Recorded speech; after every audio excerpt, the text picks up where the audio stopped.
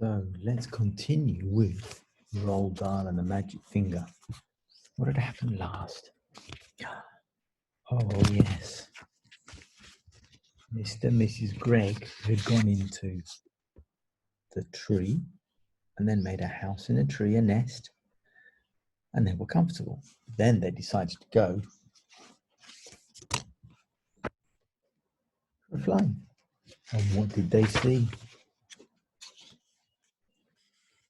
They flew carefully and quietly to the house, and they looked through the windows. Just look at that beastly duck cooking at my stove, cried Mrs. Gregg as she flew past the kitchen window. How dare she? There's she cooking. Oh, and look at that one.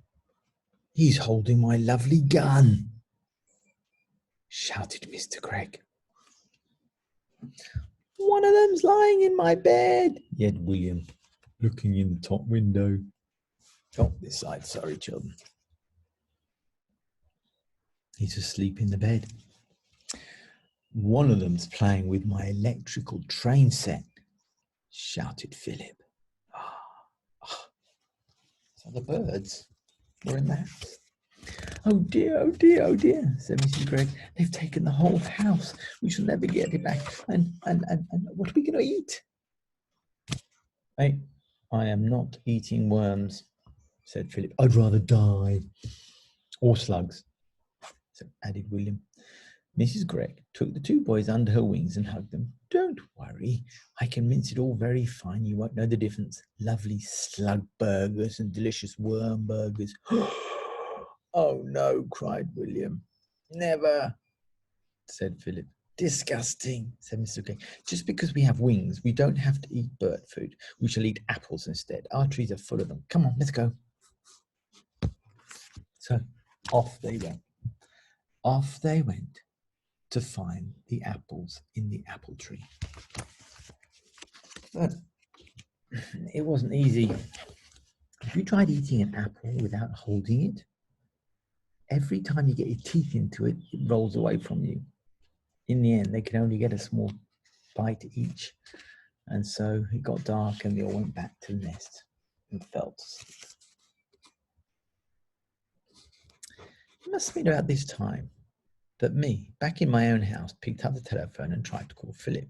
I wanted to see if the family was okay. Hello, I said on the phone.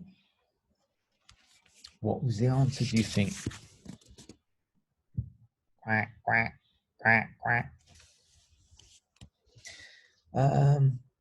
Who is it? Quack, quack. Philip, is that you? Quack, quack, quack, quack, quack, quack, quack, quack. Oh, stop it. Then there came a very funny noise. It was like a bird laughing.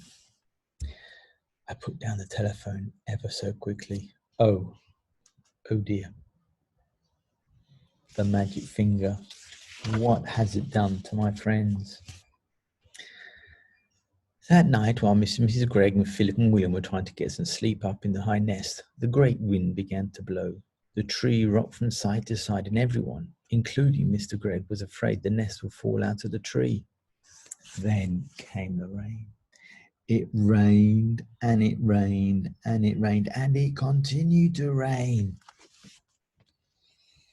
The water ran into the nest, and they all got as wet as they could be. Oh, it was such a bad night. But luckily the morning came, and with it came the morning sun. Well, thank goodness that's over, said Mrs. Gregg. I never want to sleep in a nest again. She got up, stretched, and looked up. Help, look down there. What is it, my love? He stood up and peeked over the side. He got the surprise of his life. On the ground below them stood the 4 enormous ducks. They were as tall as men. And what were they doing?